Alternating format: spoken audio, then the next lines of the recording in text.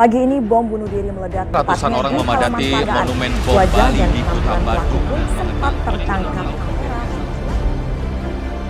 Rasa mencekam dari ragam teror masih membekas.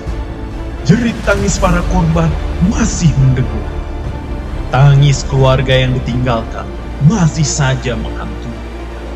Teror atas nama keyakinan adalah tragedi kemanusiaan. Bangsa Indonesia adalah bangsa yang besar dengan cita-cita kemanusiaan yang luhur.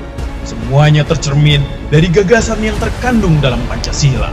Jangan sampai radikalisasi dan globalisasi mencabut kita dari akal sebagai warga Indonesia, sebagai insan Pancasila.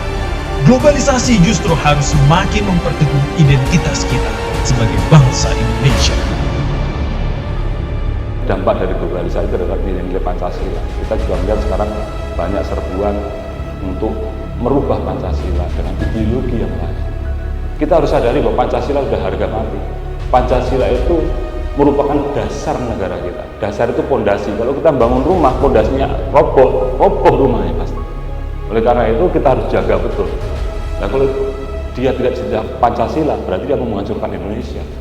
Dan barang siapa yang berusaha untuk menghancurkan Indonesia, menghancurkan Pancasila, ya paham itu harus kita hadapi bersama. Jangan biarkan berkembang.